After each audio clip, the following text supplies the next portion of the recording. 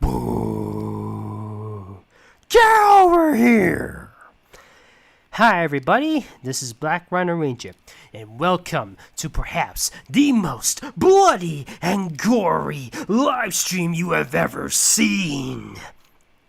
Are you worthy to take on the challenge against Shang, Tsung, and Kahn to prevent Earthrealm from merging with Outworld? Okay, I'll stop right there. Now, I will say that I can't really do anything bloody or gory because, YouTube standards, they might demonetize me. So yeah, welcome to yet another live stream. And today, 29 years ago, the first arcade game of the very first Mortal Kombat game was released. And that was a game that changed everything in the video game industry. It created a rating system to determine which is suitable for all ages and which one is not, the E10T and M thing. And thanks to Mortal Kombat, we know which games are M rated, which ones are T, which ones are E or E10, etc.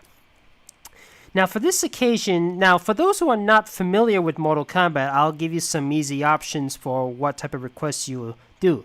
We got the popular combatants, the ones that some people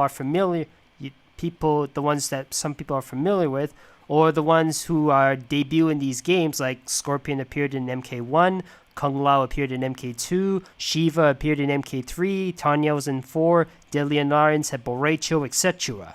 Or if you want a bit more of a challenge, there's the factions, the ones that determine which characters in different groups. Like the Black Dragon has Kano, Cabal, and Tremor. The Black Dragon's like a criminal group in Earthrealm. The Edenians are a race of thousands of year old people. Despite that, they look like they're in their 20s, like Kitana, Jade, Rain, and Tanya. The Elder Gods, the Lin Kuei, the Shirai Ryu, etc. Or if you like, I can do the least popular ones, the ones where they are in the game, but they're not exactly the most beloved of the bunch. And maybe I can give them a chance to try and redeem something like that. So which one do you want, fellas? Oh, all right. See, Let's see. What's your favorite Mortal Kombat character? That's a tough one because there's quite a lot. And by the way, my decision has been made because of that paid request. And keep a reminder of these rules. So that's a very tough question. So there are a lot of characters I really adore. There's Scorpion, of course. I mean the fire. But the first character I remember liking was Reptile, and he was the reason why I got into Mortal Kombat to begin with. And it was in Deadly Alliance where he looked more like a reptile than like an actual lizard.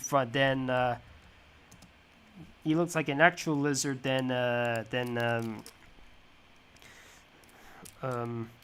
And I'm sure not a lot of people. I am aware that not a lot of people liked Reptile's design in Deadly Alliance. They preferred him looking a little bit more humanoidish with a shorter nose, as seen in something like MK9 or MKX.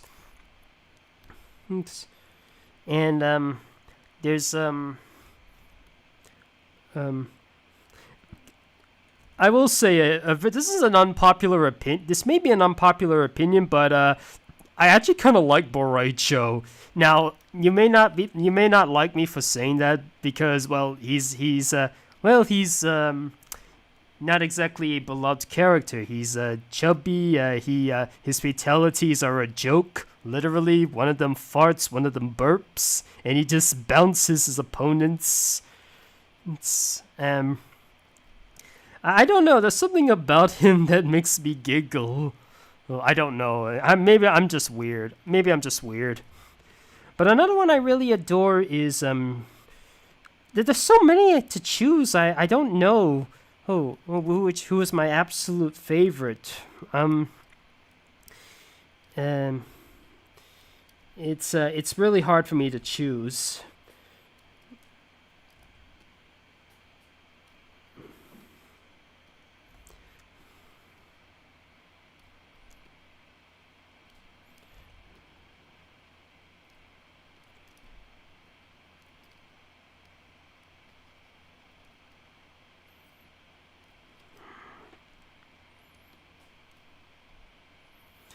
Kind of makes sense for her to play as Scorpion because her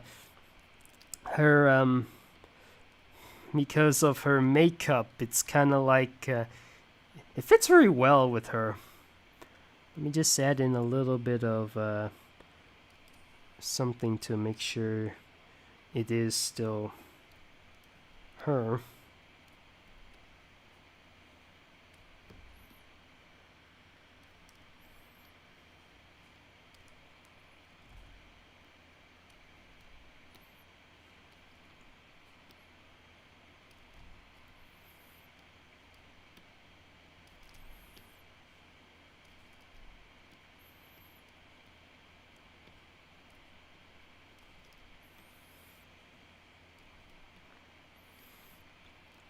And another thing is that since I've been a fan of Mortal Kombat for the past, I think it was about, I think it was like 10 or 12 years. Here's a fun fact: I actually got into Mortal Kombat when I was at school. That is a very weird thing for me to suddenly be a fan of something from a. Yeah, it's very weird. I will admit that there are some times when you get introduced to something to the strangest of places, and you suddenly become hooked on it. It happens. Sometimes it happens to me. I get introduced to some things to very strange places. Like I was actually introduced to Ninja Turtles to a live-action TV show called Ninja Turtles Next Mutation. And it wasn't until the 2003 video game of Ninja Turtles that I got into the Ninja Turtle brand. Okay, what was that other one again? Yes, I remember now.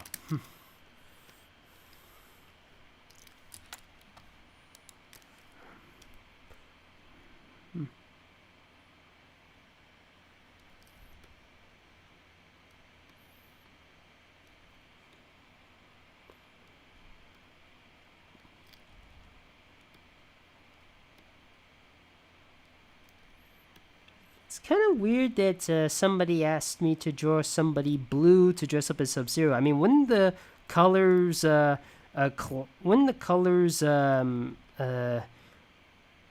too well together, I mean, sometimes a little bit of a contrast helps. I mean, some people prefer two different colors rather than a mono. Some people prefer two different colors as opposed to the same color for a costume. I mean, take Rhinox for instance. He is both brown and green, and Optimus Prime is red and blue. And Captain America is red, blue, and white. Anyways. Alright, so, hi Puffy Amiyumi as Scorpion, and Blue Regard Cute Kazoo as Sub-Zero. So, who's next down the line? We have, let's see, I understand the disappointment, but it was alright. I thought it was a, type of show. Then I say, we did get to see, and we'll be doing a Craig McCracken show. Alright. If Sub-Zero was against her, she would win.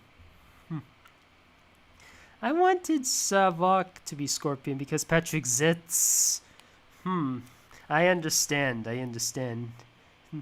Maybe Jenny from Pink Fong is You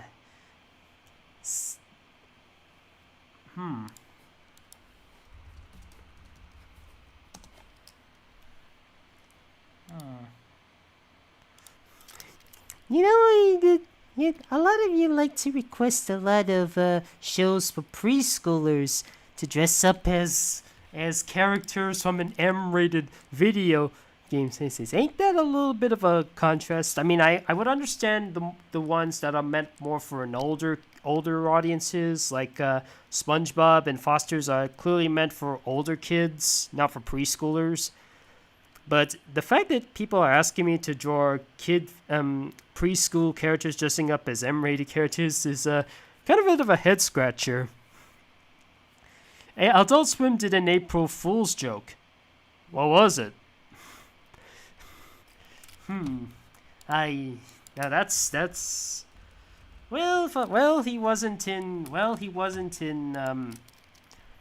he wasn't in Smash, so I better give him some spotlight. Now, pop quiz. How many of you who actually wanted to see at least one Mortal Kombat combatant appear in Smash? Although, to be fair, even if it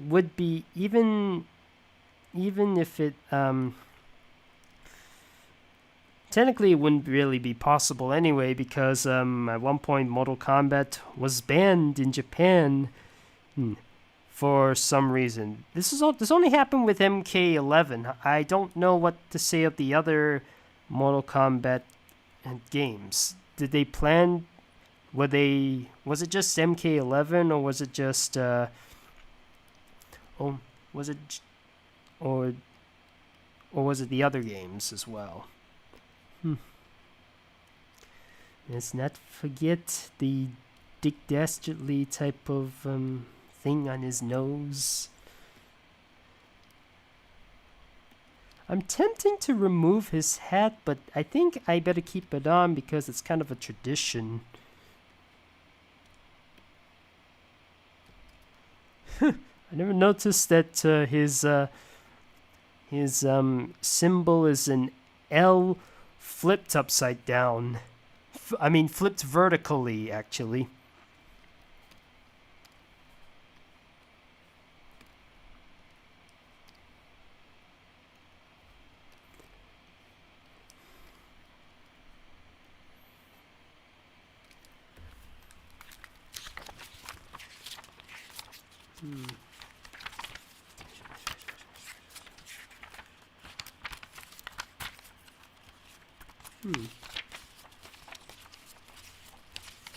I'm just checking. I'm just checking my Mortal Kombat book. I actually do own a Mortal Kombat art book. It's a very tiny art book which contains some art pieces of Mortal Kombat characters. Like it's a tiny book actually. I got it when I pre-ordered Mortal Kombat 9 in the UK, and it was released. I believe it was released. It came in America. It came out on my birthday back in 2011, and I just turned 17. The game's recommended age rating, though not in the UK. The UK requires you to be 18 in order to play the game.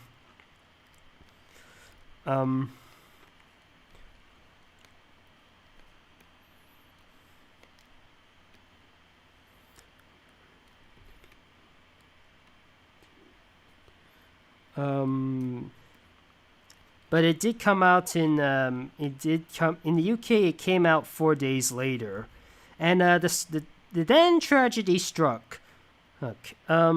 In sometime around that date, there was an outage, and it caused 777 million in accounts from PlayStation Network to be hacked.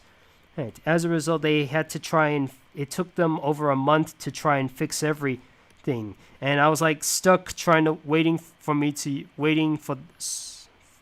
the internet to come back so I can use the codes I pre-ordered. Right.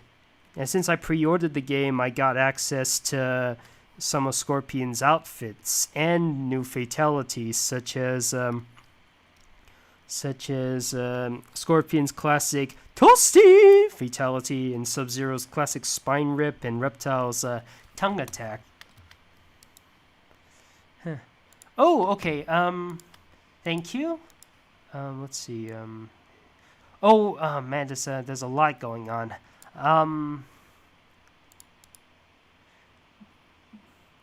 The baby.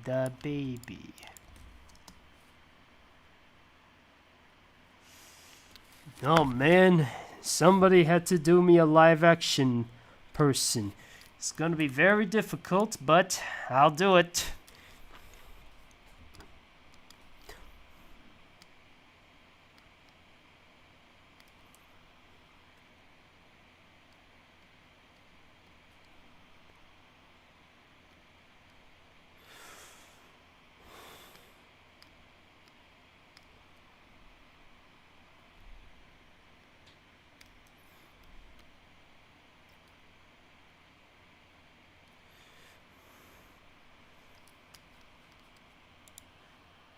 I think he has a.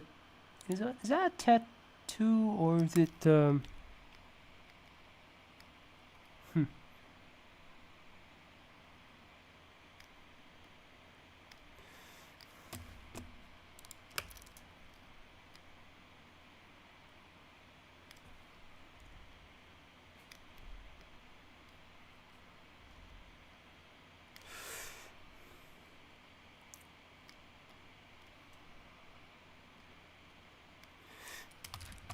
Is this, let me just see.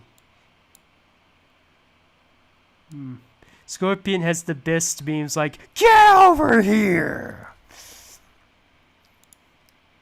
Okay,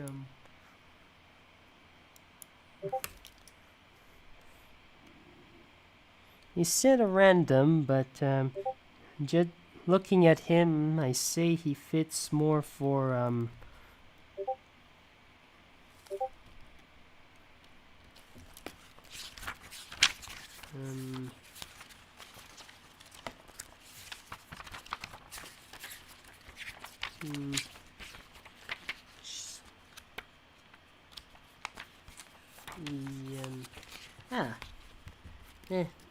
this is it.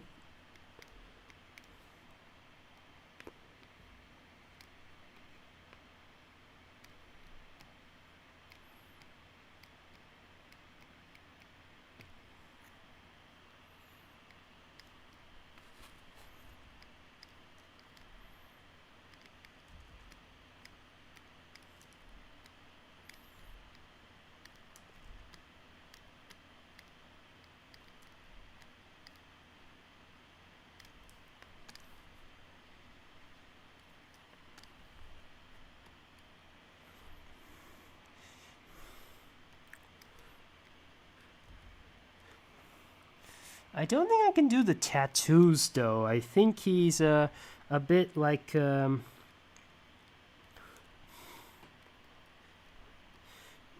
most I can give is to have him maybe I can just give him a dragon tattoo, perhaps.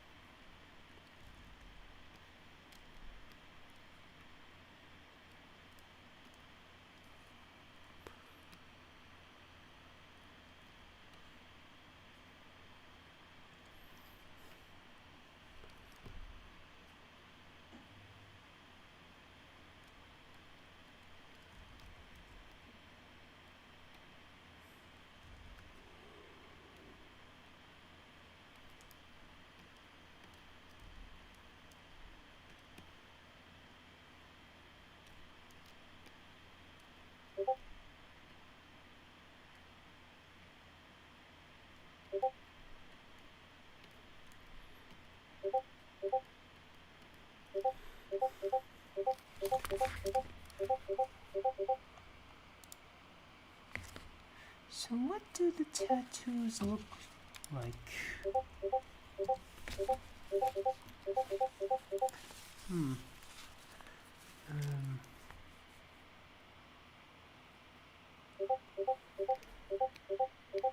I don't know. I think I'll just have him like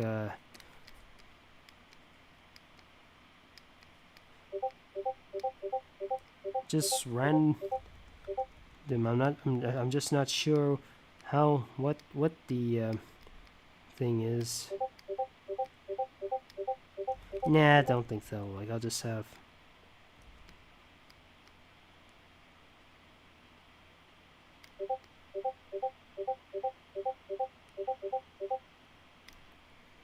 Yeah, I think that'll have to do. Well, I did my best with the baby. He is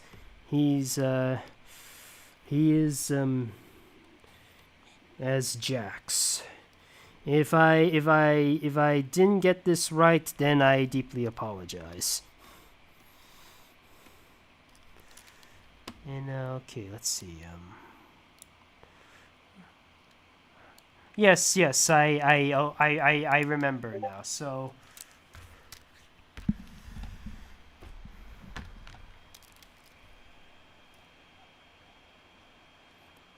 Okay, so this person wants something that's not Mortal Kombat related, but something else.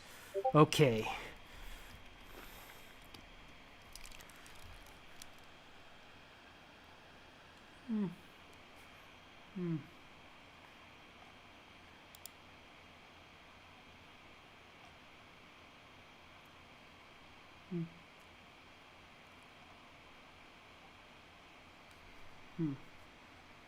Okay.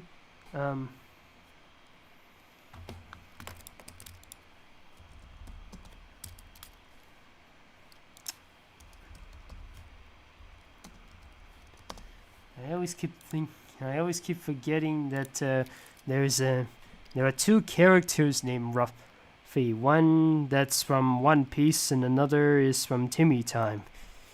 Hey, I always make that mistake whenever I search.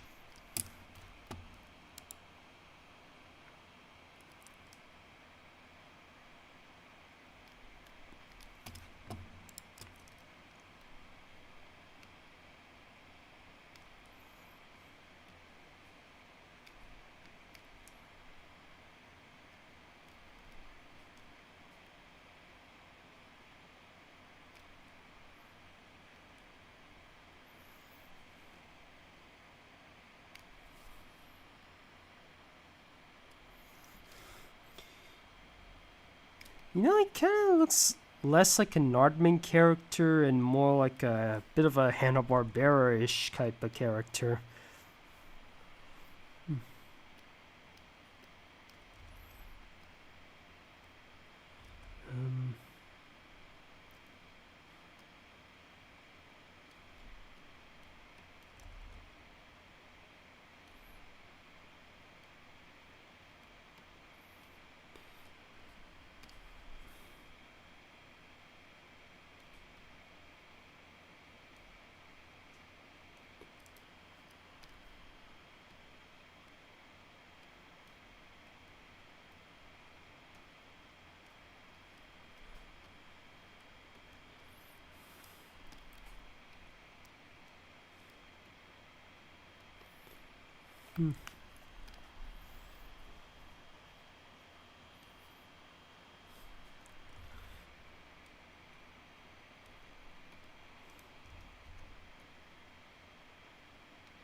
To prove these are glasses, I'm just gonna... There.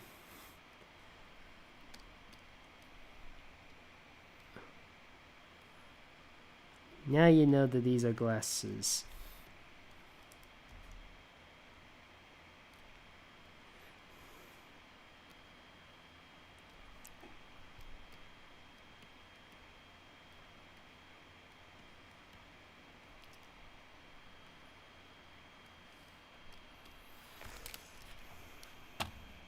And the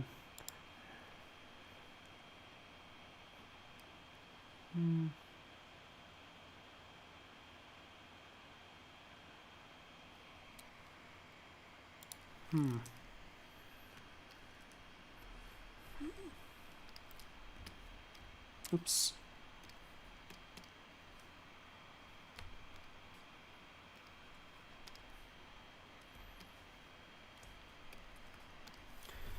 Okay, let me just No.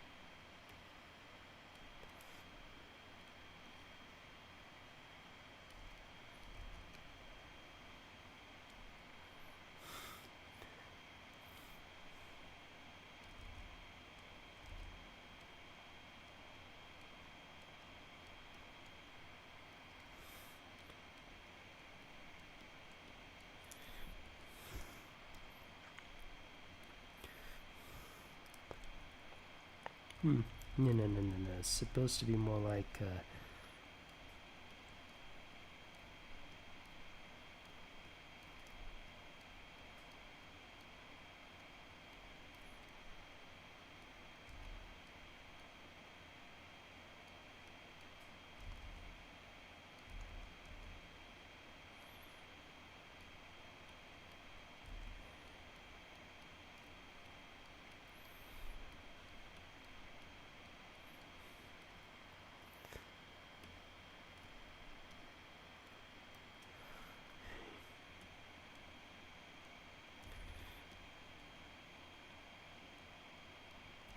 nope.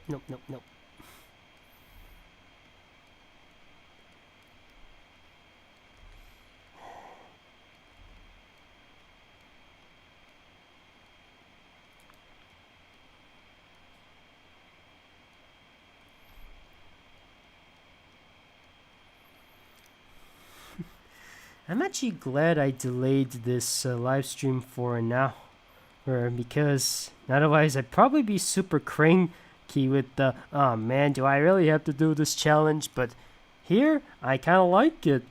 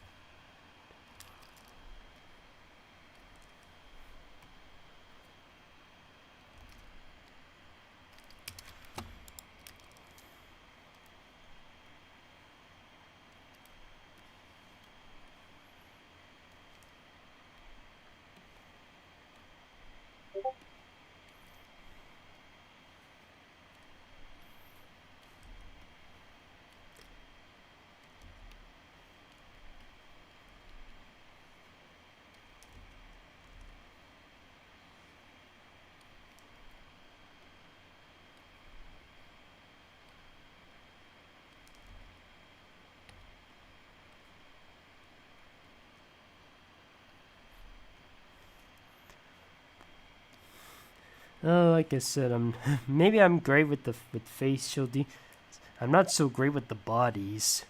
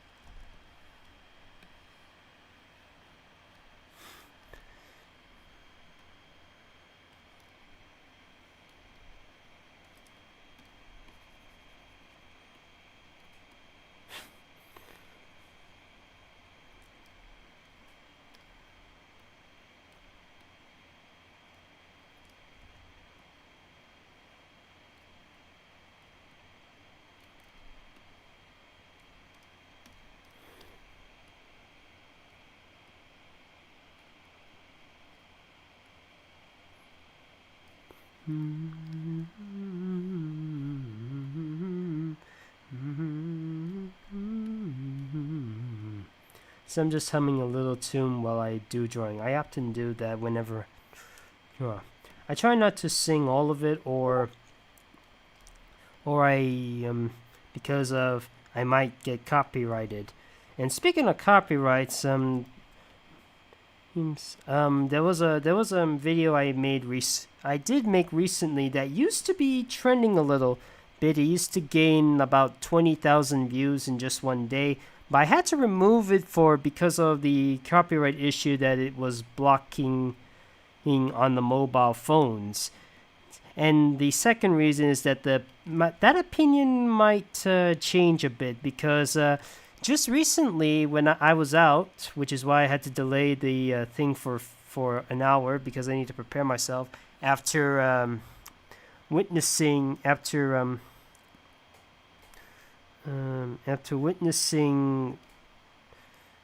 going out, let's say.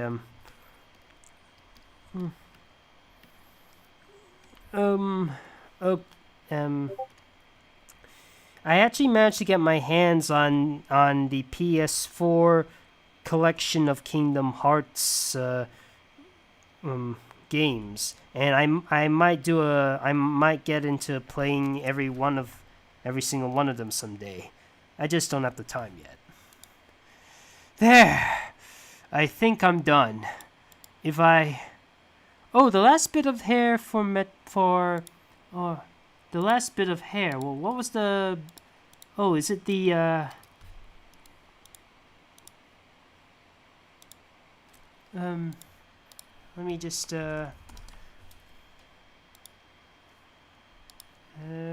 Is it?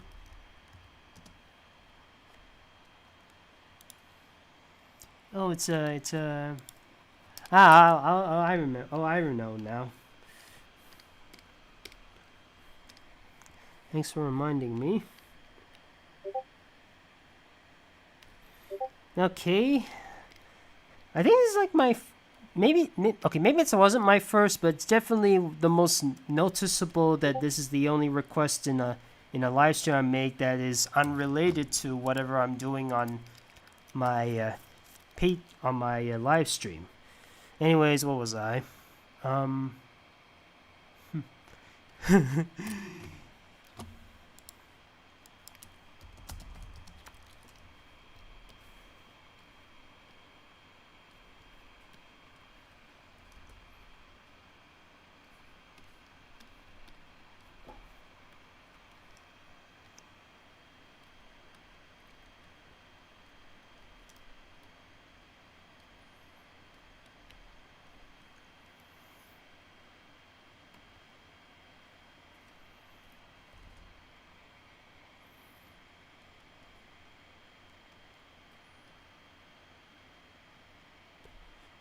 Wait, do you want me to do the classic Reptile Oh, or the Deadly Alliance reptile. Is it the classic one or the Deadly Alliance one? Which one are you most familiar with?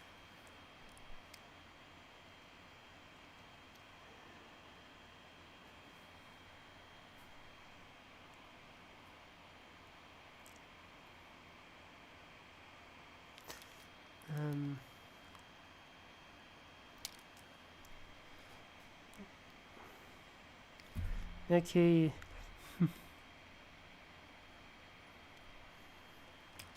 Try Squidward on someone.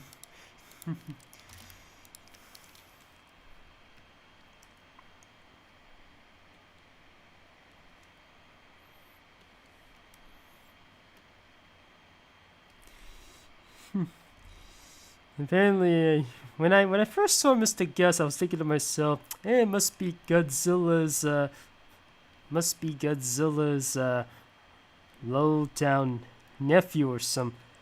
I mean, a lot of Godzilla's sons or nephews are a lot smaller. Haven't you noticed? I mean, Manila in Godzilla Final Wars, he was he at first was about the size of the humans, but then there was a power which makes him be able to grow large. And heck, even in the Showa series, Manila's able to shrink size, and even at one point speak like a human, saying, "Godzilla says I should learn to fight my own battles, you know." Oh yeah, I forgot I wasn't doing. And of course there's the infamous Godzuki, who was way smaller than Godzilla, and he's like able to. He's about just twice as tall as a human being. That's about it. Though not a lot of people are fond of him. In fact, he's about as praised as Zilla, the 1998 American Godzilla.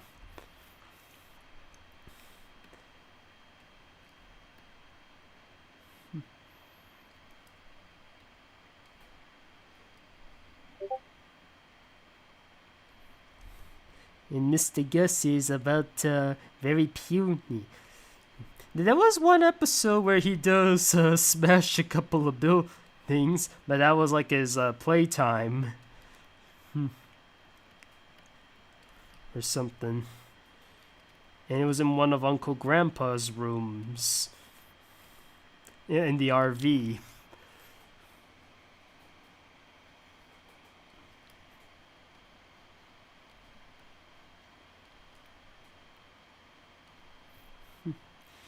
There we go, guys. Mr. Gus as Reptile. Oh, I did not do such a good job on. Excuse me for a minute. I just need to there. He's also played by Kevin Michael Richardson, who at one point was Goro in 1995 Mortal Kombat movie.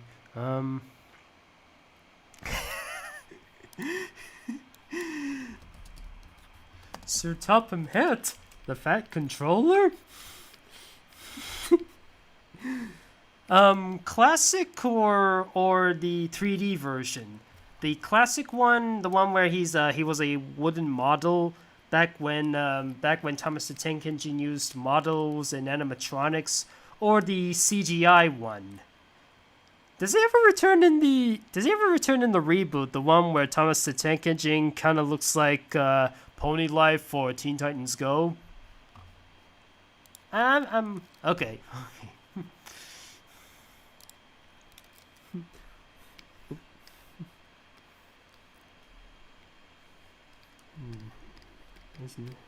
Just a minute. I'm not having a lot. This. Excuse me. I'm just gonna shrink everybody because I'm not. Because I don't have a lot of room. Oops. Nope.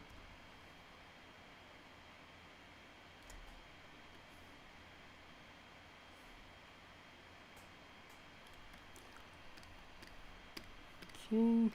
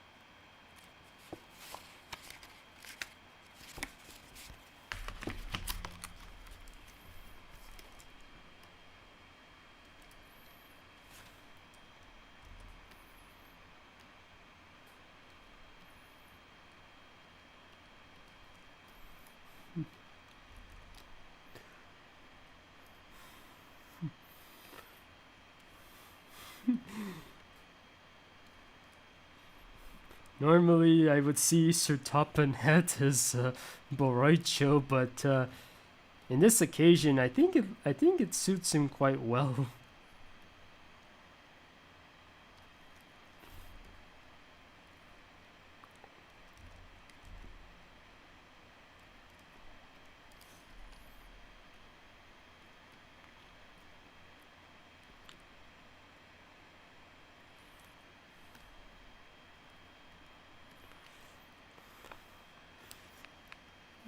I did remember owning one VHS of Thomas the Tank Engine. Actually two.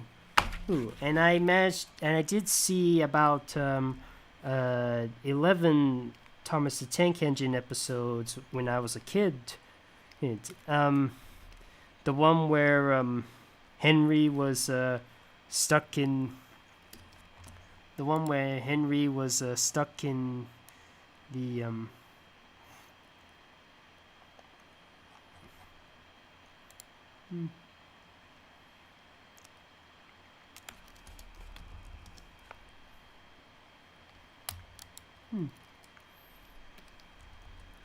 And the one where Henry was stuck in the tunnel, the one where they tried to get where Henry and Gordon breaks down, the one where Thomas accidentally goes fishing and he has a bit of a problem with his boiler, etc. I only saw in most of them. They were mostly the ones that Ringo Starr was involved in.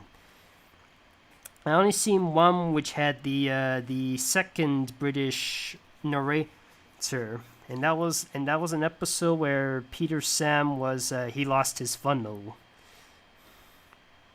No, I don't know about it. There we go, fellas. We have Sir Topham Hatt, aka the Fat Controller, as Raiden. Yes, in case you don't know, Sir Topham Hatt is called the Fat Controller in the UK, but in the US he's just called Sir Topham Hatt. I guess the Fat Controller was deemed offensive because nowadays fat is considered offensive.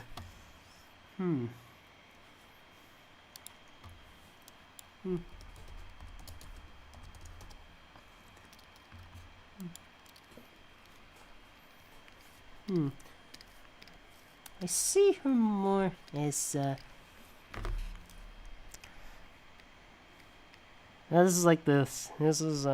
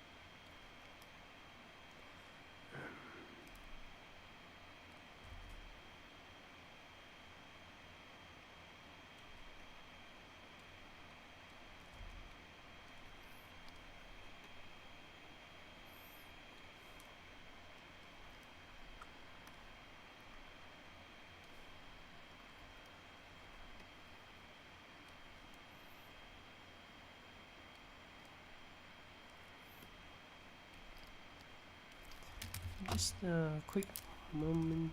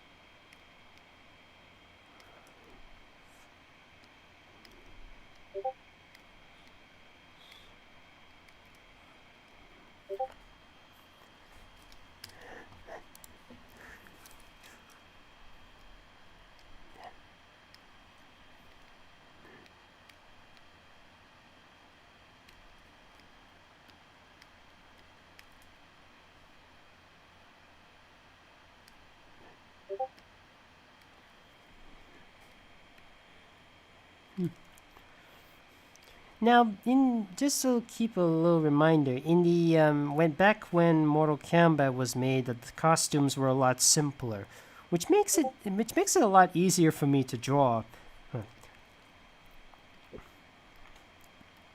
Yeah, but even some of the other incarnations, they wait just a cotton picking moment. I just need to.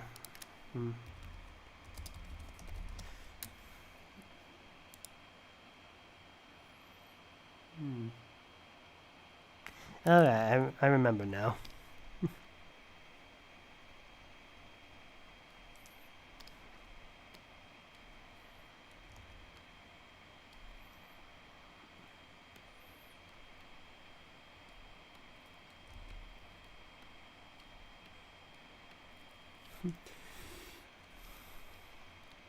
Now there was a bit of a criticism with the latest game, MK11.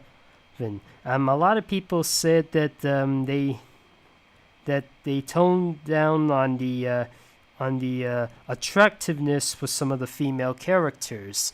And Ed Boon says that he considers it he considers having the characters who's looking incredibly attractive as an embarrassment, and he tries to tone it down, and so they'd be a little bit more acceptable. A lot of people have been saying that they're supposed to be like that for a variety of reasons. Like the Edenians, they're like thousands of years old, despite the fact that they're like ageless. I mean, they're supposed to be super beautiful no matter their age. I mean, their name's Edenian. It means it kind of comes from the word the Garden of Eden, let's say. I don't know. I'm just putting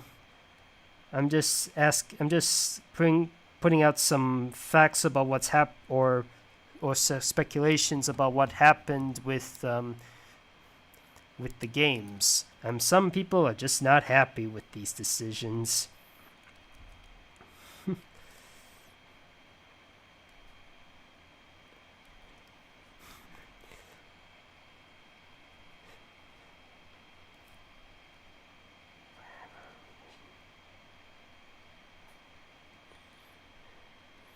There we go, fellas. We have Blanca Guzman as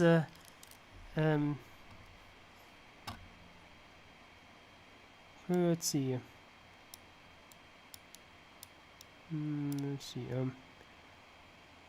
He knew Peter said the same thing in his new funnel to shame. Oh, Peter Sam said it and again. His new funnel will put us into shame. Went through the funnel and lost his old funnel. Now his new funnel's a drain. Ah, yes. That teasing continues until I can still remember that I can still remember that episode. And then he finally gets a new funnel and he makes everybody else jealous.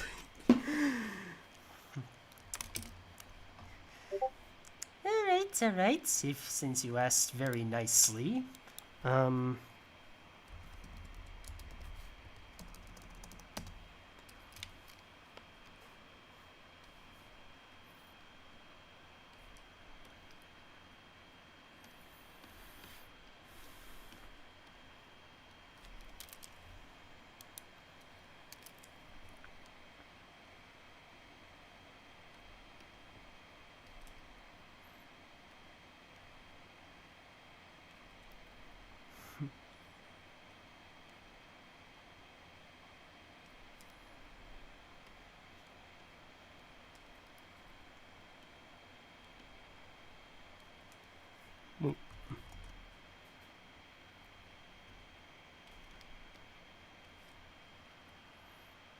Well, if that person wants me to draw her as you know who, I might as well do the authentics.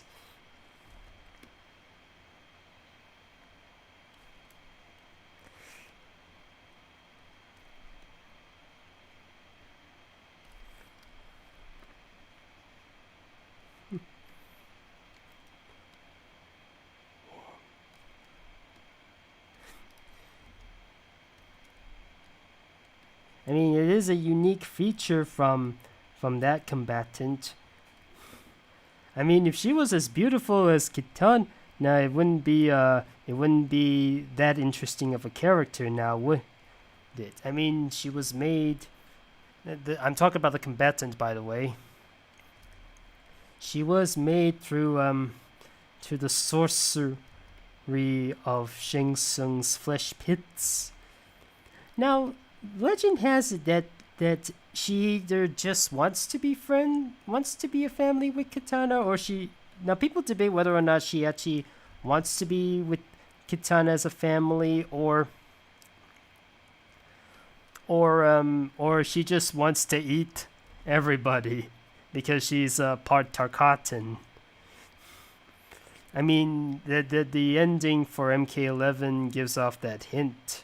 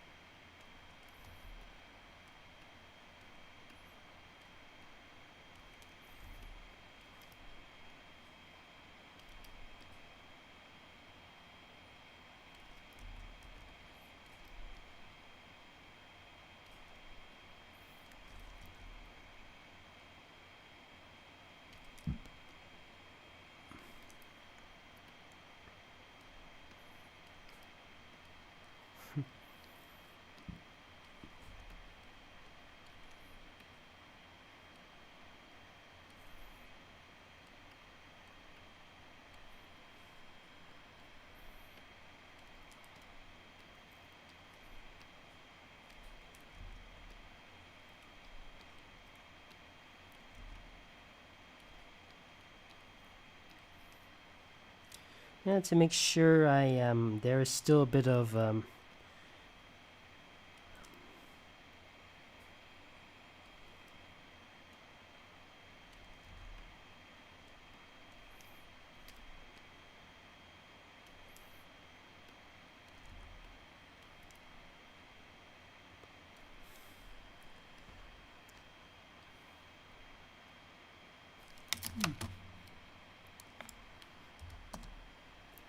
and let's not forget.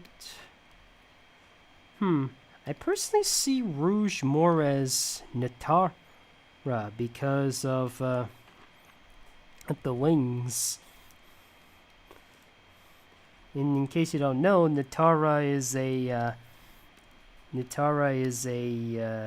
how do I say, a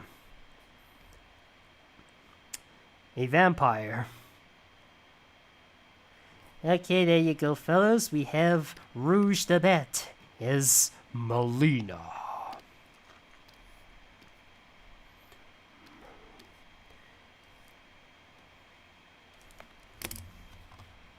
And the reason Rouge is Melina is because since Revive, she's been played by who has voiced her in MK9 and 10.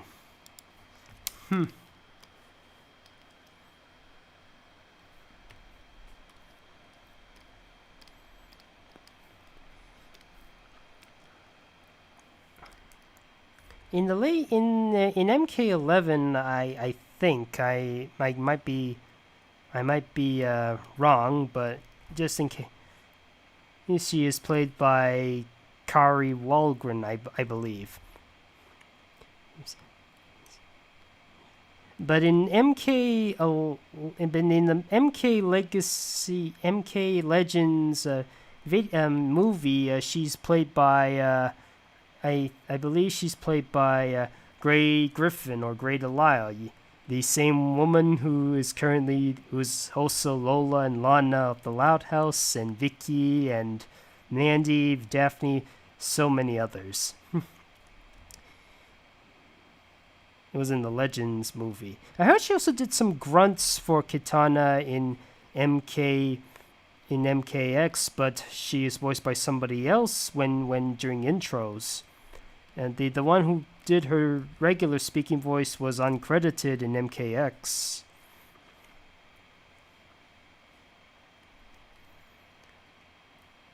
And also voiced Anna in Fire Emblem. The voice of Tessa as well, yes.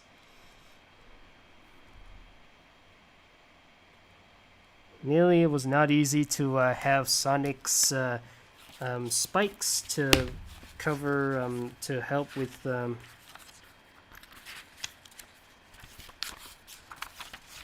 it is.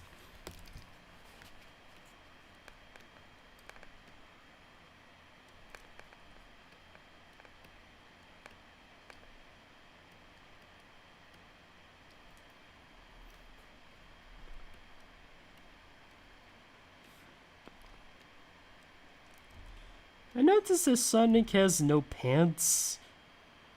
The only thing of clothing he has are shoes. I mean, Crash Bandicoot has pants.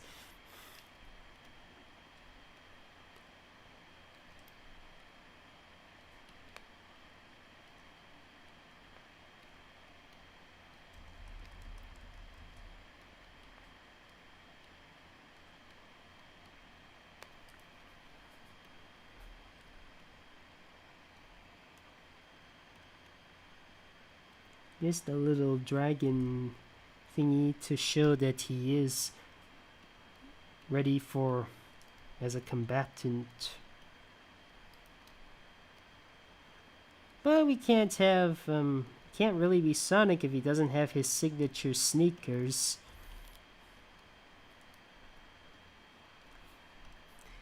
There we go, we have Sonic the Hedgehog as Liu Kang. Does anybody have an idea for who the evil sorcerer Shang Tsung should be played as? Gotta go fast. Gotta get over it here fast. I have drawn on... You chose wisely.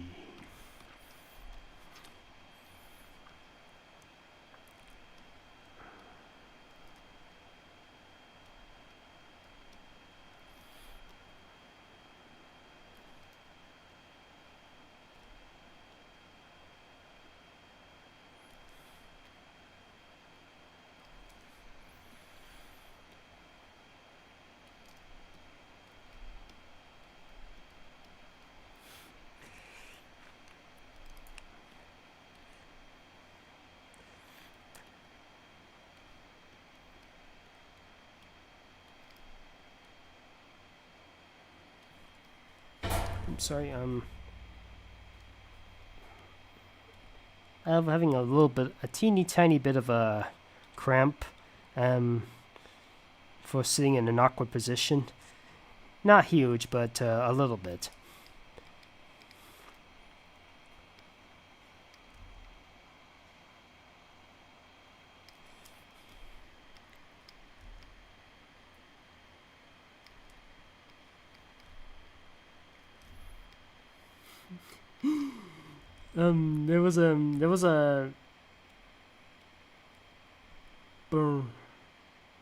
There was a time when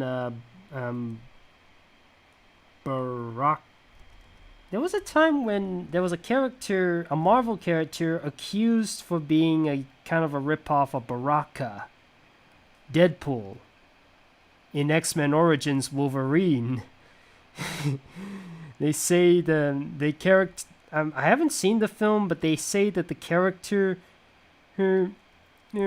looks too much like Baraka, his abilities and stuff. It wasn't until 2016 when they managed to fix up Deadpool and all of his problems.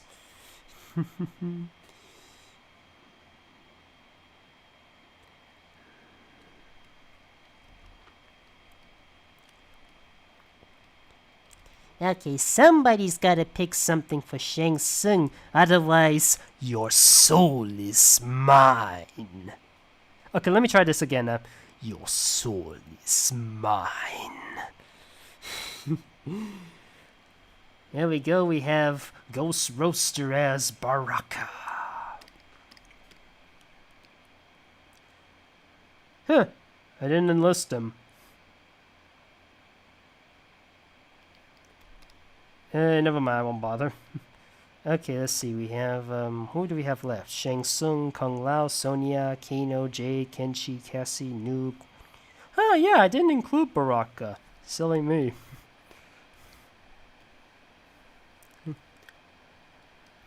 Anyways, just for laughs, could you do,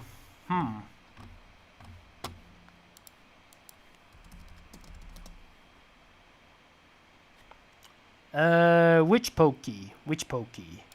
Is that from... Oh yeah, I remember.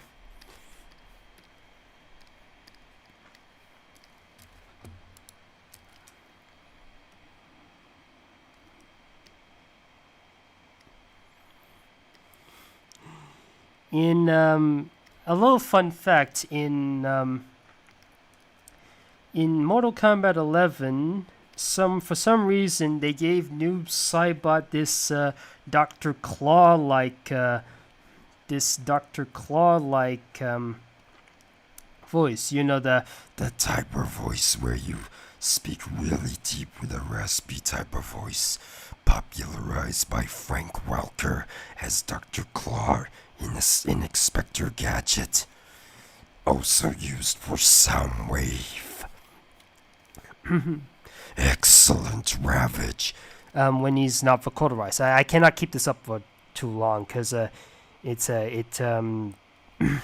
more if you speak like this too long, you will it really does a bad thing to your voice. And there's some very I noticed that Mortal Kombat 11 has some very weird quotes when you face against each other, depending on which character. Like Noob Saibot has against Johnny Cage is like, "Where is your fear? Must have left it in my other pants. We will find it."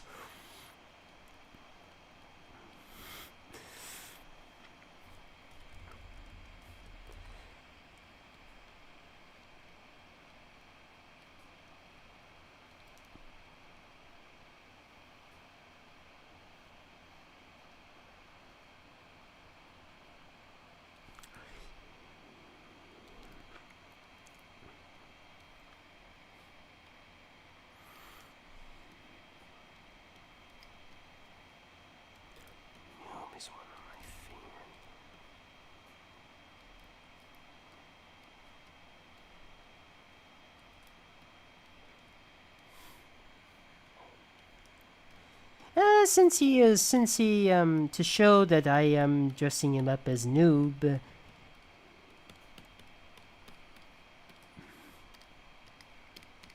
Did you know that when you spell noob backwards, it's Boon, and if you spell Cybot backwards, it's Tobias? Tobias Boon. He was named after the creators of Mortal Kombat, Ed Boon and John Tobias.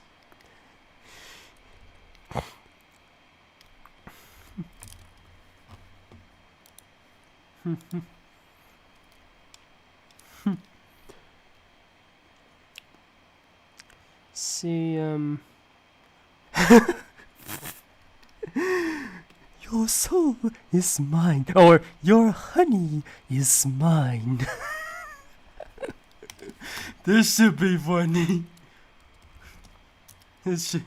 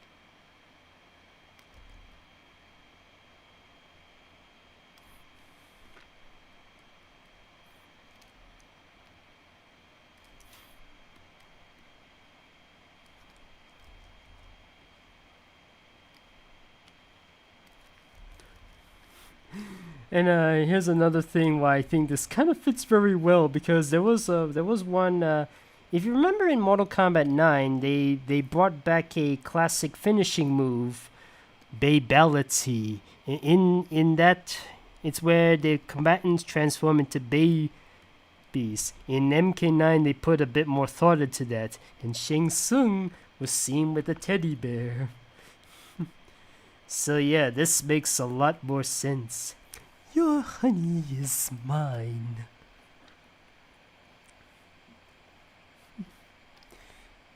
Oops.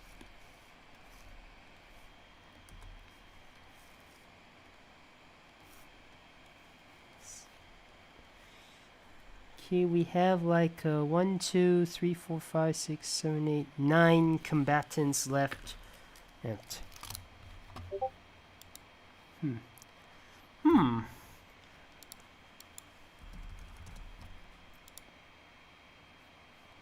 Let me just see if there was any, nope.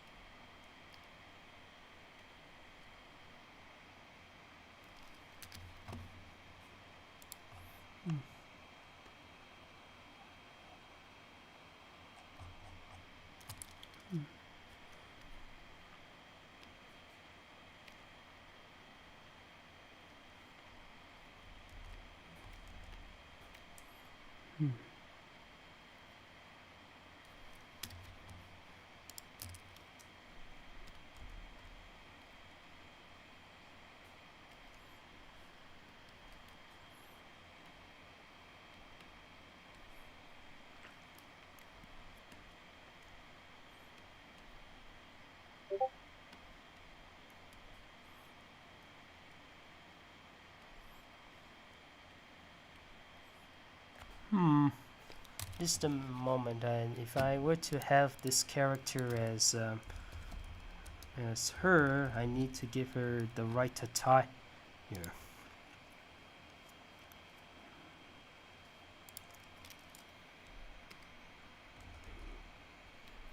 No, that one looks a bit too much like Strike.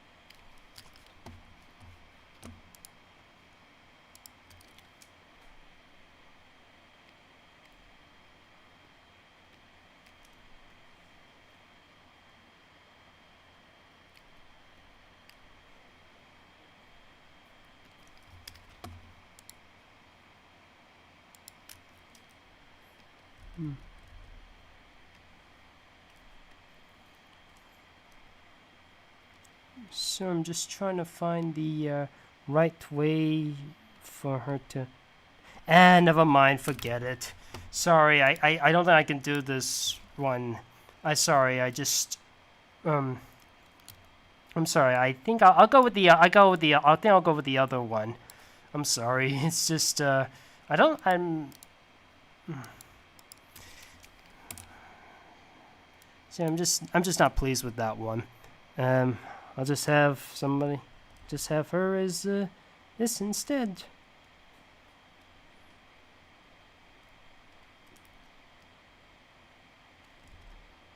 I have dressed up, like I said before, I have dressed up one of her sisters as her before.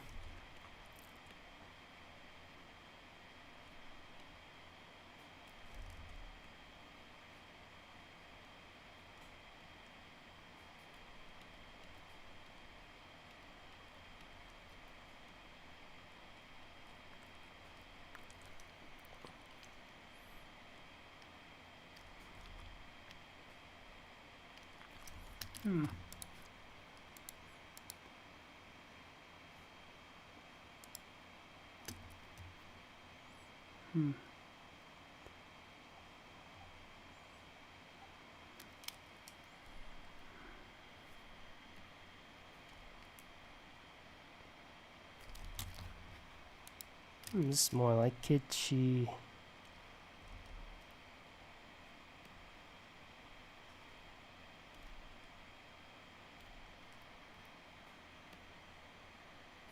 Now this is based on the version from. I'm just trying to find the right outfit for her because finding the right. Sometimes you have to find the right outfit in order to represent something for her. Like for example, there was a time when Sonya actually had short hair. It was in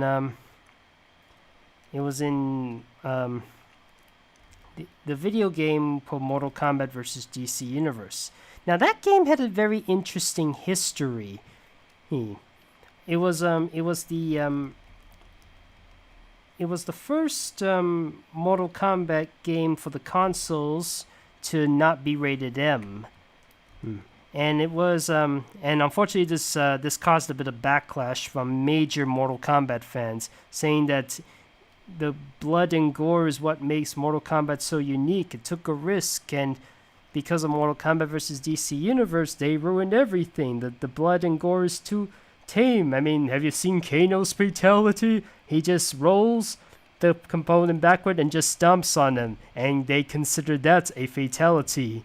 Yet the heroic brutalities looked more gruesome than Kano's fatality, like Green Lanterns, for example. Oh.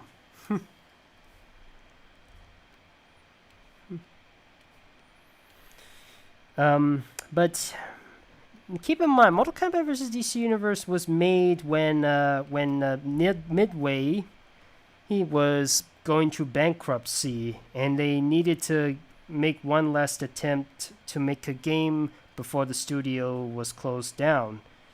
And they didn't have a lot of material or a lot of or in a bit of a budget back then, so they had to resort to something a bit simple. Thus, they made MK versus DC. Now, because back then DC wanted to appeal to a wider audience as possible, the game had to be rated T instead of an M. And to keep that rating, some of the fatalities had to be censored, like Joker's gunshot and Joker and Deathstroke's gunshot. And whenever there's a stab, it cannot be gutted to pieces. A stab in the nuts is fine.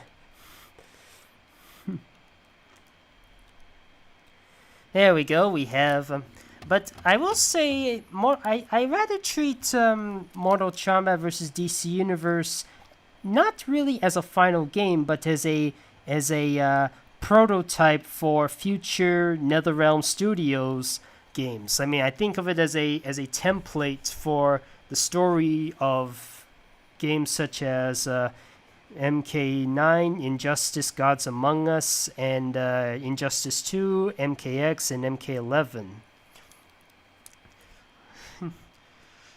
See, I believe Sonya's actress in Non-Annihilation. I know what I Know What You Did Last Summer. She was also the actress was Sonya Blade in MK 1995. She also returned to do Sonya in MK11 as a downloadable update. Let's see. I've never done a Transformer course before.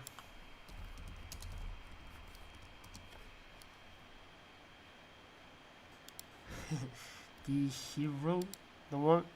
You mean the one with the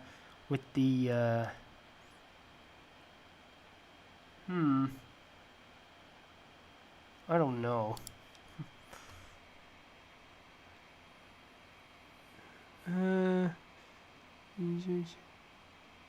Snipers.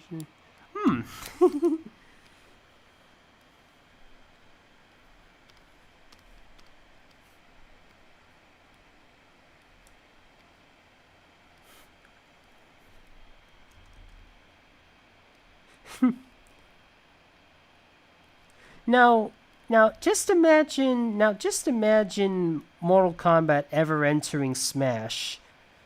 Which character do you think would have had the shot of being in Smash? Would it be Scorpion? Would it be Sub-Zero or Raiden?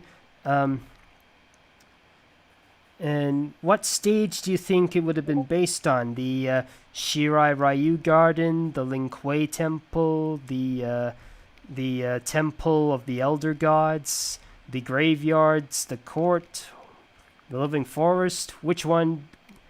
What do you imagine Mortal Kombat would have been like in Super Smash Brothers?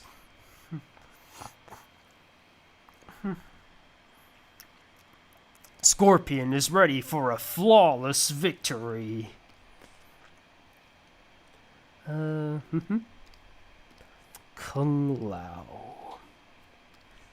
Apparently I didn't realize there was another character named Kung Lao. His name is the Great Kung Lao, said to be an ancestor of Liu Kang and Kung Lao. I might be wrong. I might be wrong on that, but that's where they got. There's definitely a relation to today's Kung Lao. Let's see who else we got.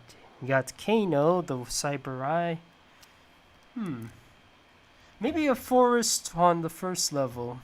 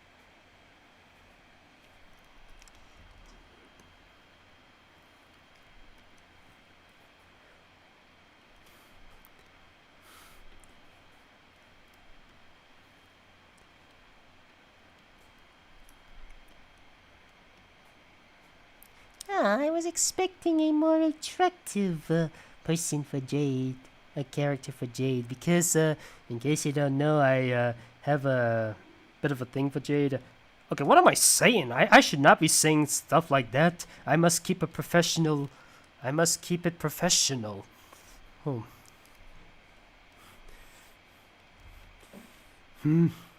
If you want to maintain a good image, you must not say things like that.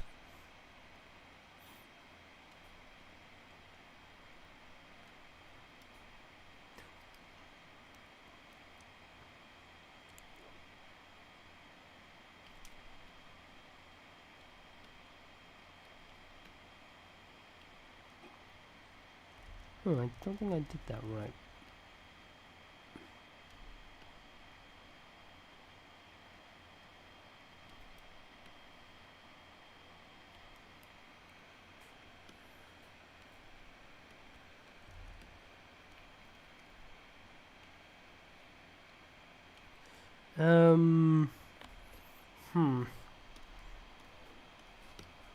There, this you can tell this is Jade.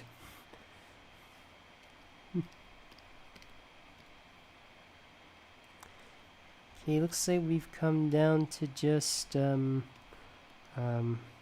Kenshi, Cassie, Quan Chi, Shao Kahn, and Goro.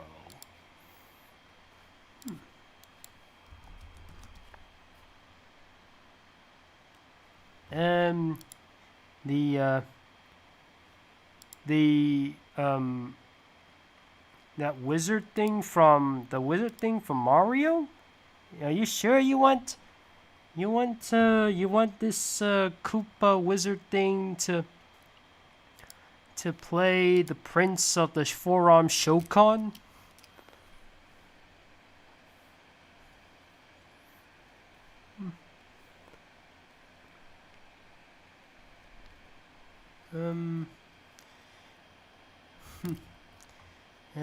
Let's see.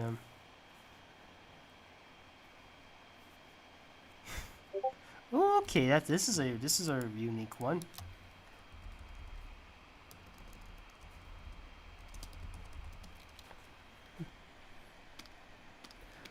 Gosh, somebody's been.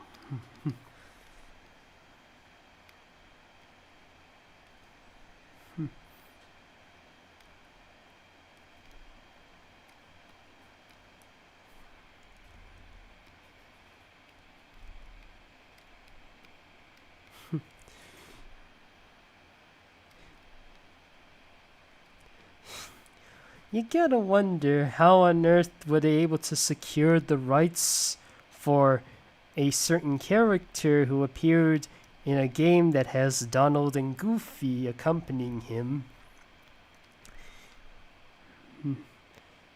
And because Disney is notorious for its copyrights, and yet they still kept that Mickey Mouse keychain on his blade.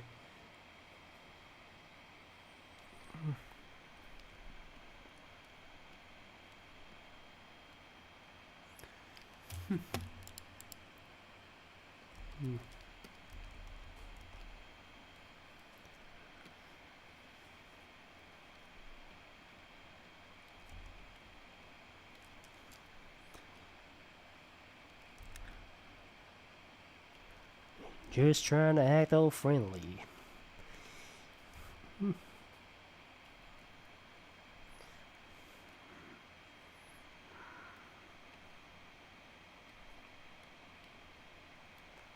I don't think that the hat is right.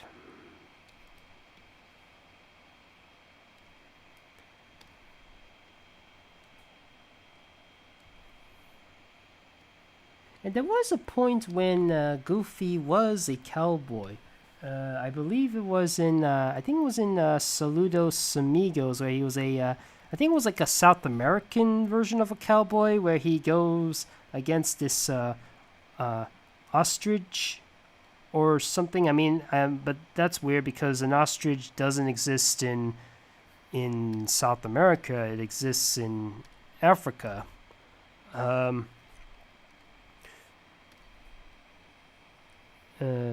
it wasn't Saludos Amigos. Oops. And Goofy was acting like a guy who chose a bolus, let's say.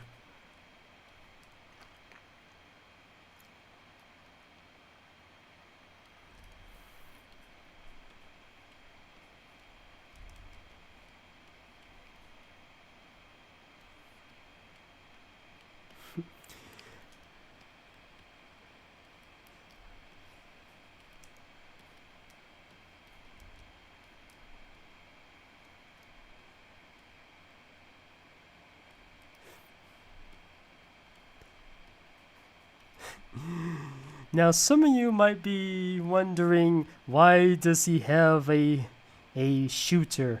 I mean, isn't this a little bit I mean, this is a kid's character. He shouldn't be having something like this.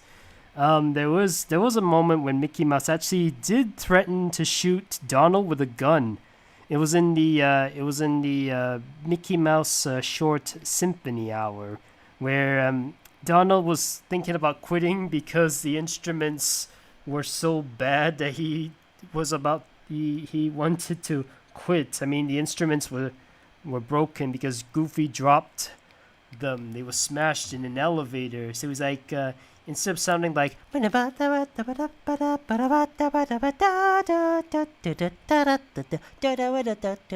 instead it sounded more like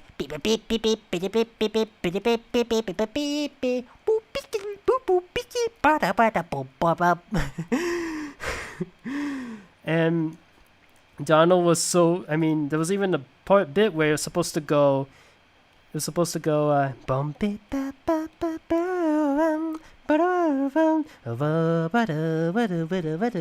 Instead, it sounded more like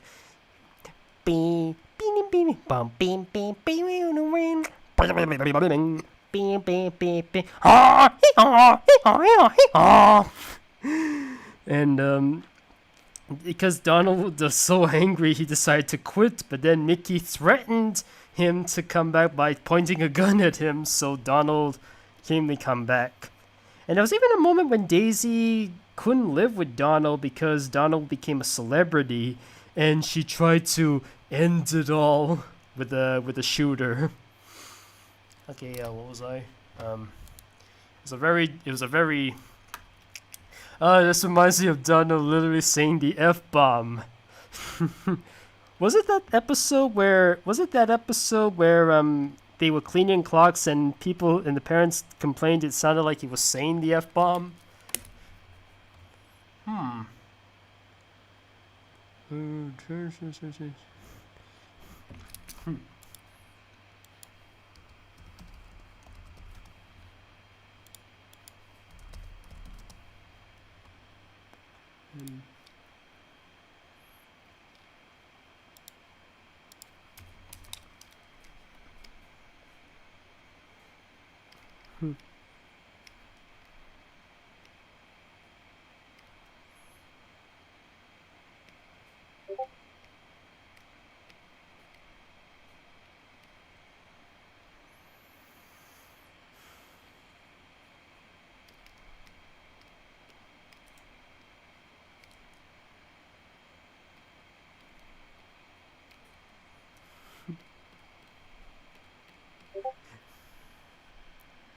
A lot of people. So I'm just thinking of something random. That's all.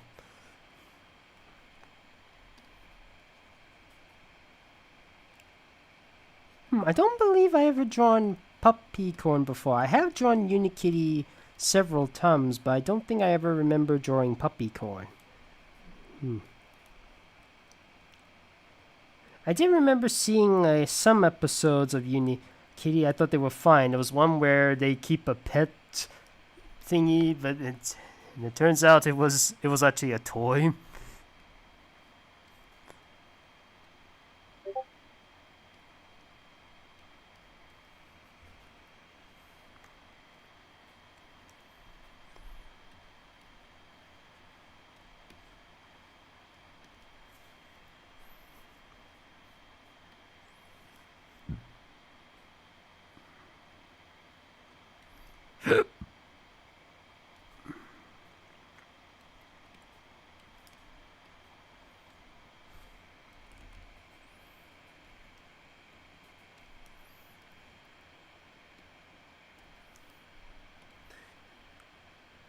To make sure I am positive that this is yeah, did you know that Kenshi actually has telekinetic powers? He's able to lift that sword with his mind.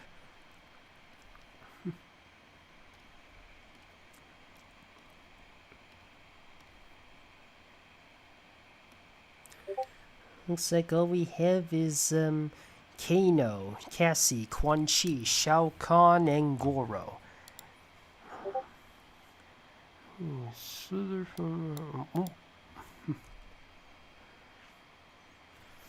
Hmm.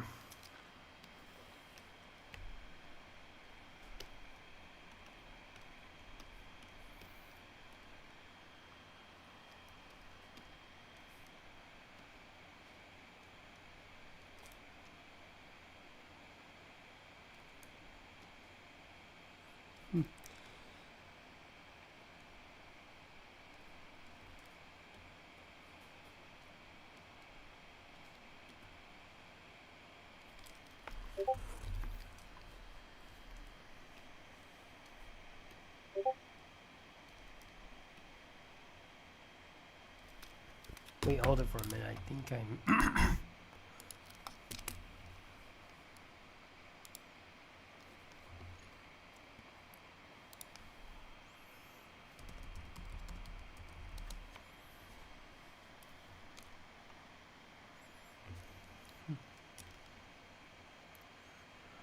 Funny enough, I have drawn Philippede as somebody from Mortal Kombat before, and it was on a.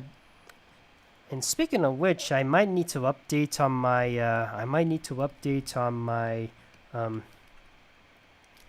Actually, I have a better idea for the antennas.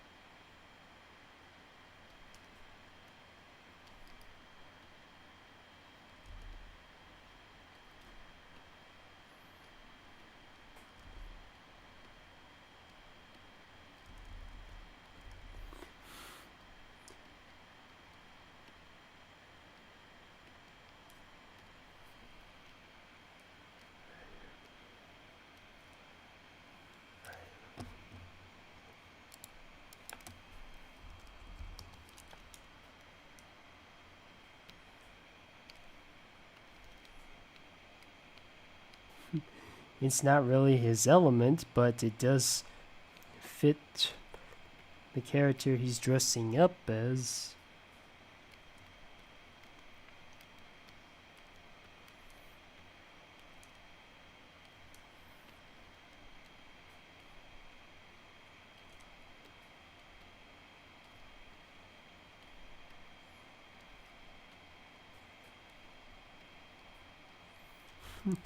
I once made a joke when Skylanders first came out that Slam Band is like a combo of Goro and Sub-Zero. And I was thinking to myself, if Sub-Zero actually met Slam Band, he'd be like, "Oh no, first Shang Tsung mixes the blood of a Tarkatan with an Edenian. Now." For those who don't know, Tarkatan is what Baraka, the sharp tooth creature, is with an Edenian. And in case you need a reminder, it's Kitana. She's an Edenian, and the character who was mixed with a Tarkatan with an Edenian is Melina. And okay, what was I again? First Shang Tsung mixes the blood of a Takatan with an Edenian. Now he does the same with the Shokan and the Lin Kuei.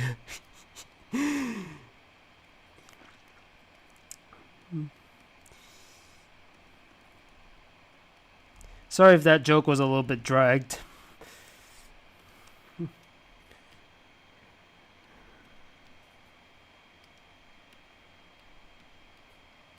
There we go, we have Thrillipede as Goro.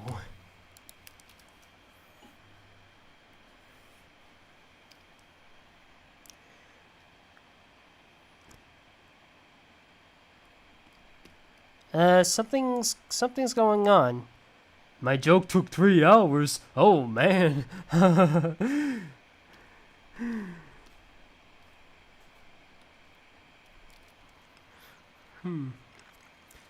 Let's see, Kano, Cassie, Quan Chi, and Shao Kahn. I think I might save Shao Kahn for last. You got anything for Kano, Cassie, and Quan Chi? Alright. A little weird, but alright.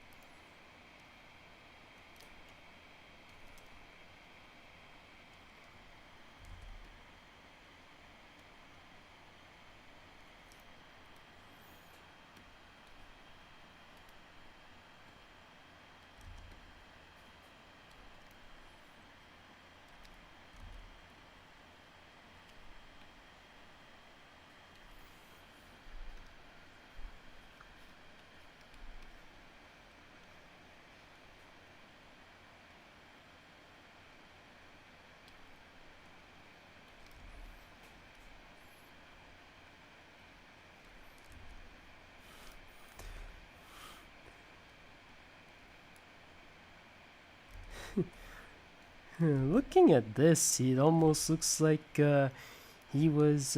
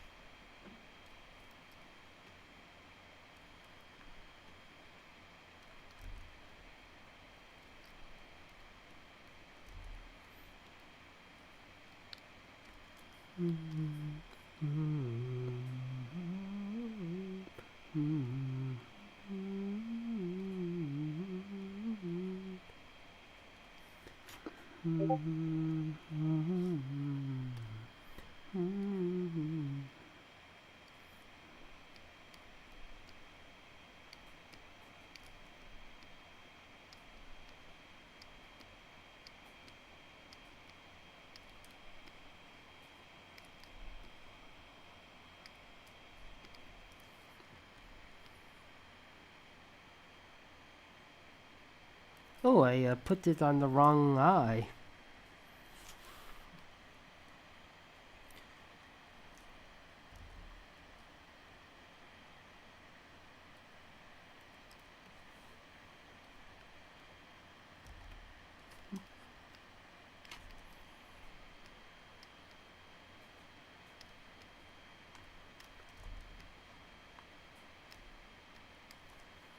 Let me just finish this first, and then I'll just.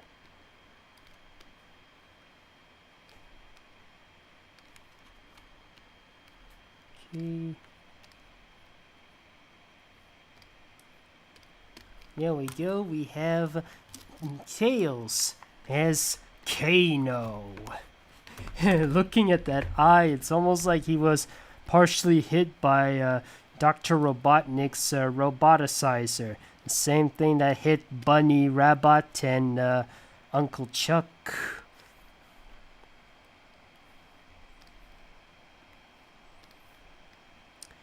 Got Cassie, who is Johnny Cage's daughter. There's Quan Chi, and then there's Shao Kahn. And maybe just a couple more characters in case we still have plenty of time.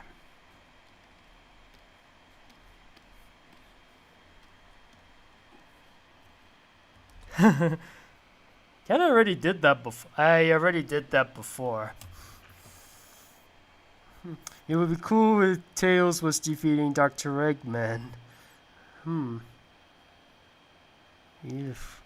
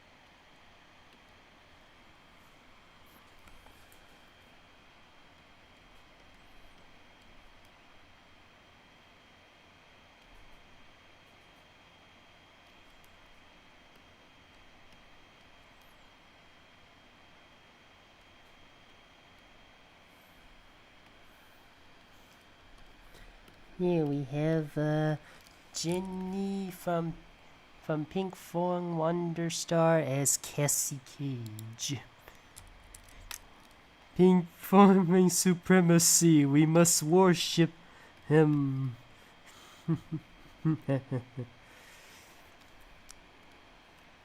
Got two big baddies, Quan Chi and Shao Kahn. And for those who don't know, Quan Chi is the Now here's an odd thing about here's a very odd thing about Quan Chi. Before he made his appearance in the game, his actual first appearance was in a kids show, Mortal Kombat Defenders of the Realms.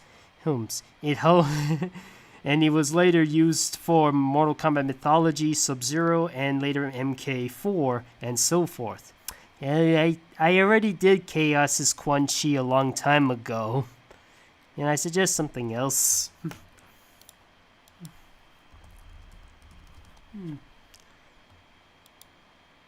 I think I see Hakodao more as Shao Kahn.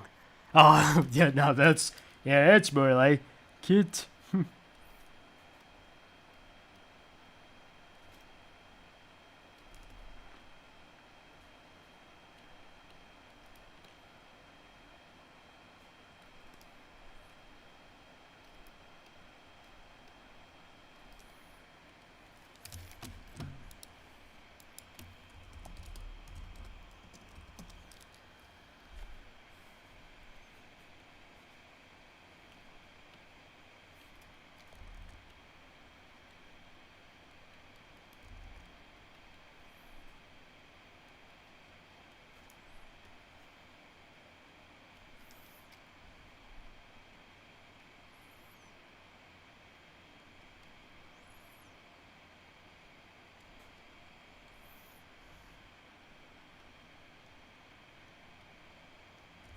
Wait, let me just draw.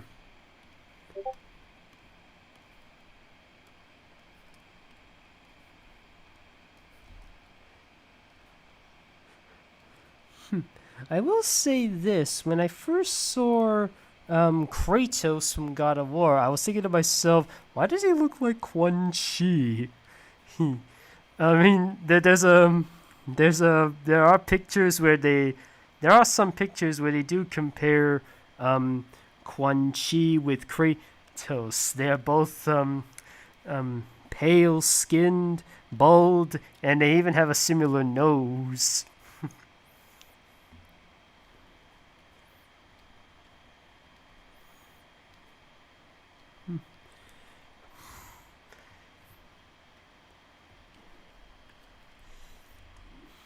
And the same thing can be said with Chaos. When I first saw Chaos, I thought he was like, what? I was like, there was why does he remind me of Quan Chi?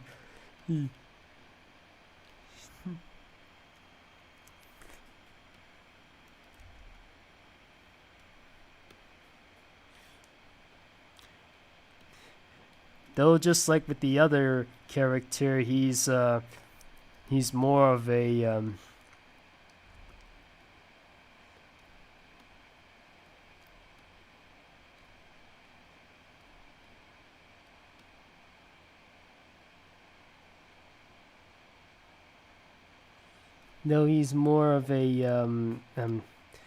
I think again, like just like with the other character I drew, he's more of a borracho person. But this is still pretty funny.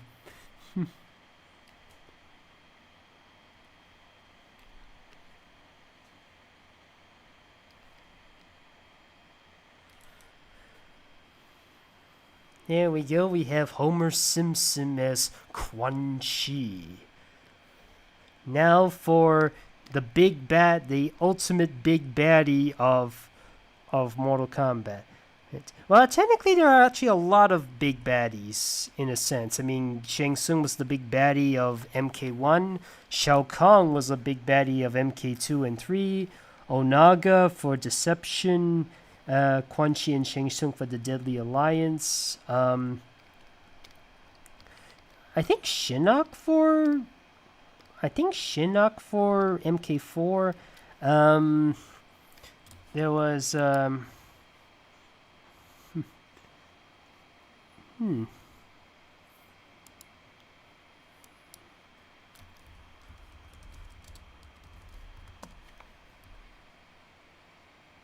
that one's a bit too difficult.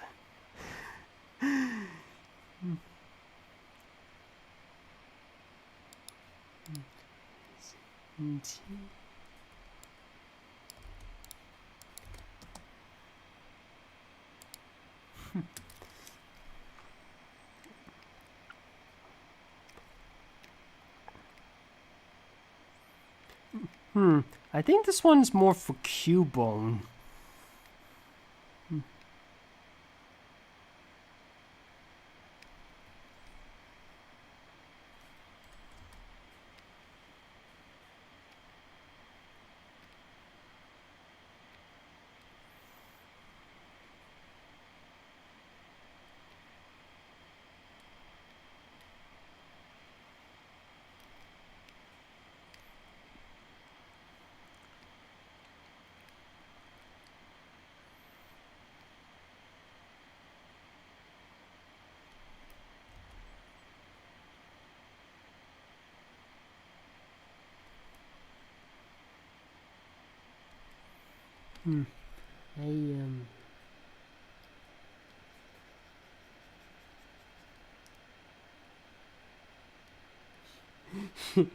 And there's a very now one thing that was infamous about Mortal Kombat Annihilation is the acting is either laughably bad or just cringeworthy. Like for example, Shao Kahn's lines. I mean, the way he says him is like, as long as the portal remains open, your world becomes my world. I'm sorry, it's too goofy. It's too goofy to be taken seriously. Oh. I mean, the first one was at least had a charm with its cheesiness, but this one, it did no justice to itself. It just went backwards.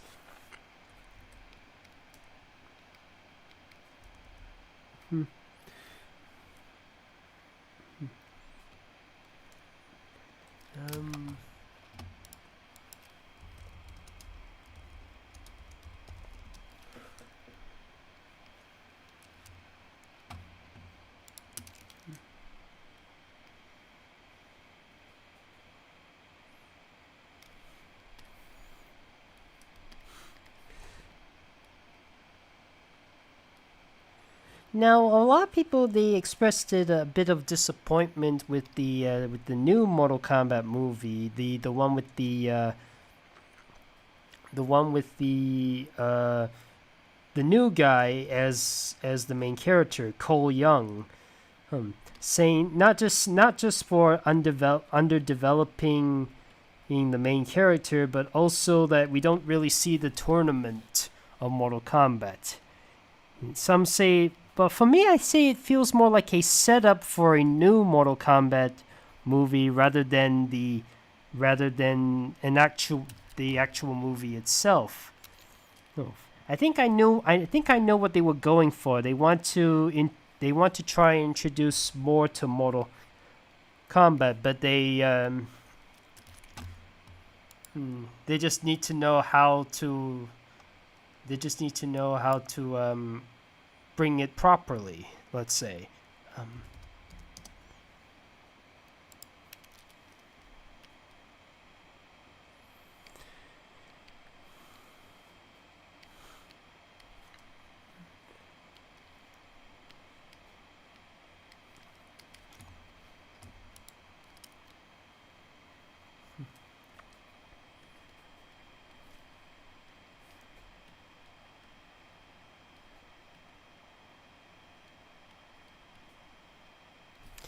Let us not forget his signature.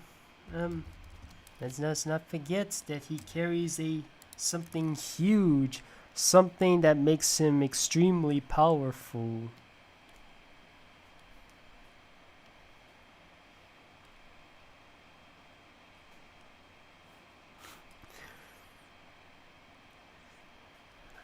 I have noticed that Mortal Kombat 11 was getting more onto the political side, where when Shao Kahn was taken away by the Elder Gods, and Koto became the new ruler of Outworld, and there's been a change in politics.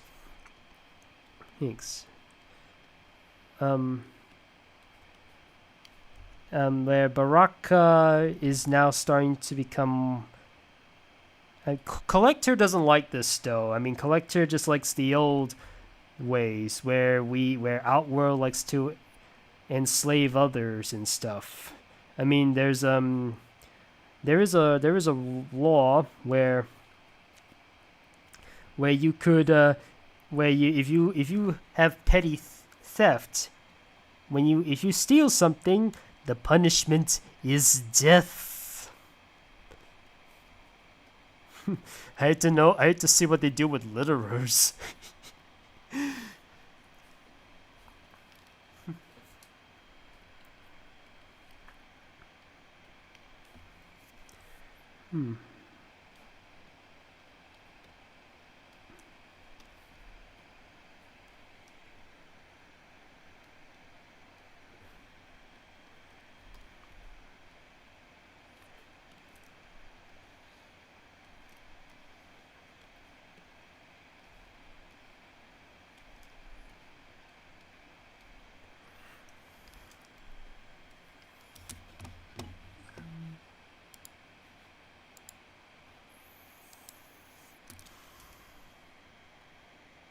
Oh, I didn't know he had these things on him. Is he meant to resemble a gliding lizard? A Draco, let's say. I mean, he's got the wings and...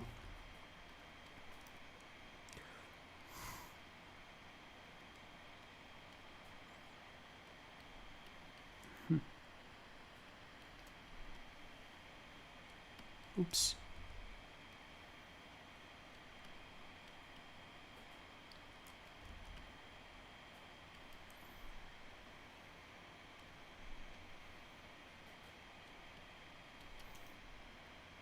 And let us not forget. Oops.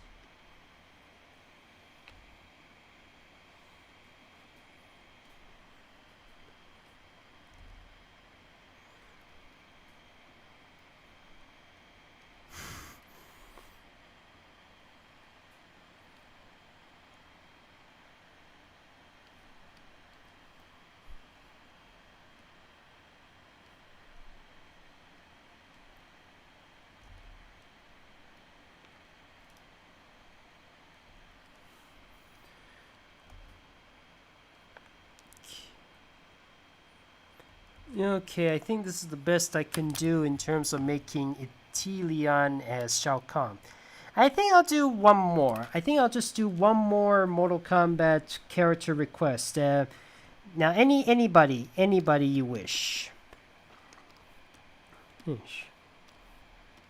Just one more, and then I'm done for today. Who's Freezer? I don't know anybody named Freezer. All I know is a character named Sub-Zero or Frost or huh.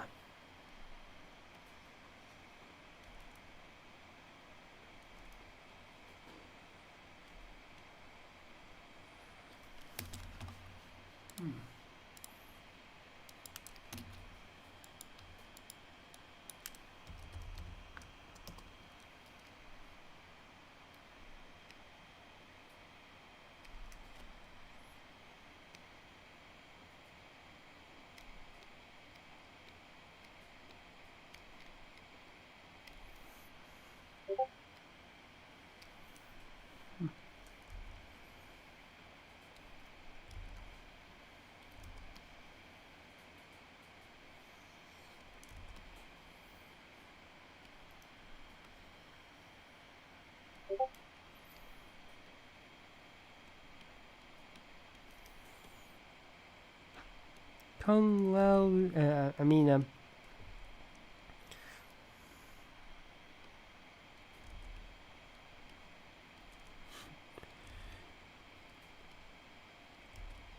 now, people debate whether or not Cabal is on the good side or the bad side. I mean, Cabal, there are times when Cabal is on the good side, but at other times he's on the bad side. I mean, there's he used to work for the Black Dragon, Or he used to be a partner for wait, I have a better idea.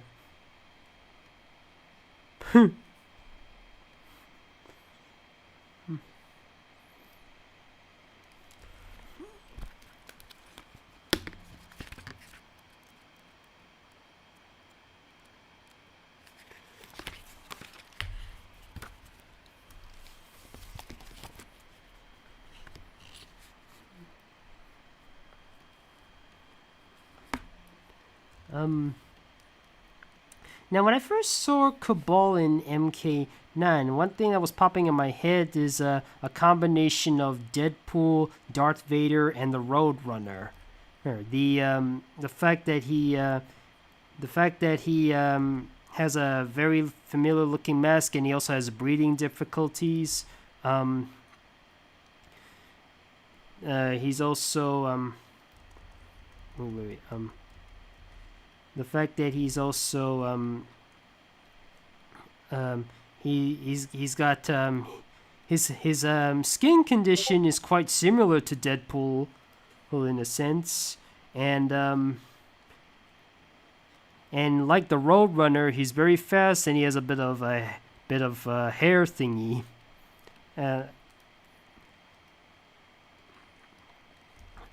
His hair is like kind of like a Roadrunner hair. I don't know. I'm just he's actually more based on Darth Vader than anybody else.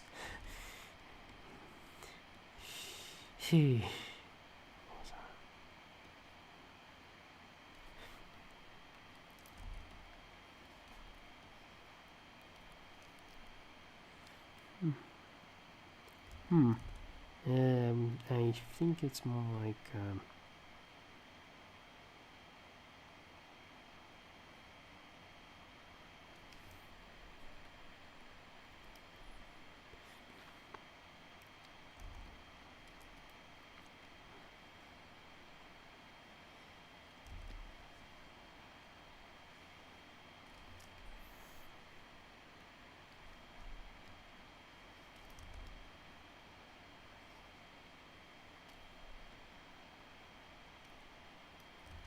no.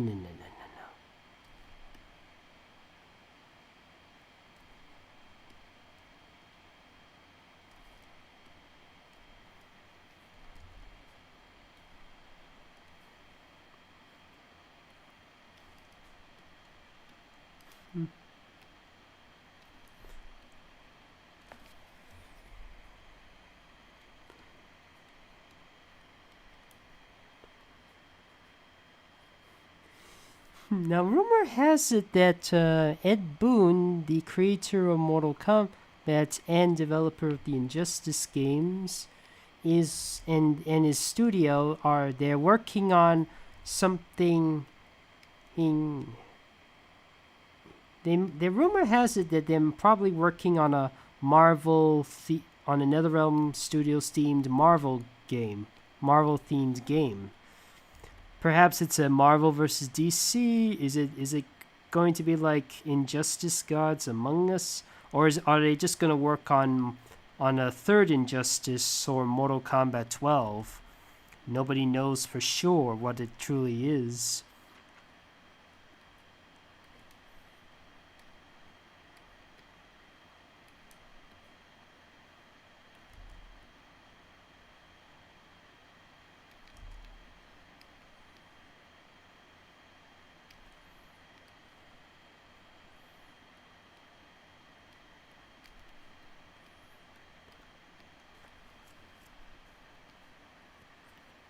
There we go, fellas. We have Lincoln Loud as Cabal.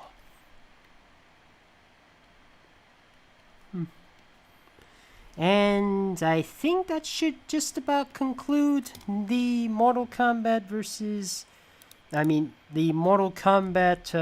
live stream. Let's see. We have you have the time? Could you do some? Wait, Link. Marvel and DC crossover several times. I don't remember seeing that in video games, though. I only in comics, but I don't. I mean, there was a moment when a Nickelodeon character was mentioned in a Marvel movie. So get lost, Squidward. And fellas, I believe this was a flawless victory. Okay, not really flawless. I mean, there were some bits I couldn't do, and I might have done a few things wrong with some of them, but never mind. What is your favorite Sonic game? Sonic Heroes, perhaps?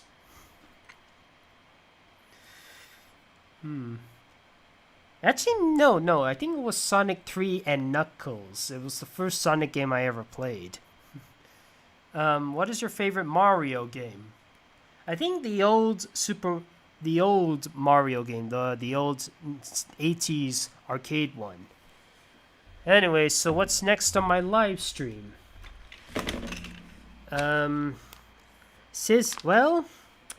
Get ready for more characters because you are going to Hollywood, and I'm gonna make you guys a movie star. But then I'm gonna need a crew for that. I'll need somebody to help direct or write a story or do some storyboarding or something like that. Join me in about 6 days because because all I have to say is lights, camera, action. And that is all I have to say. Thank you for joining me. Thank you for the requests. Thank you for the donations. And thank you for all these questions. I'll see you all in the next live stream. I hope you've enjoyed this video.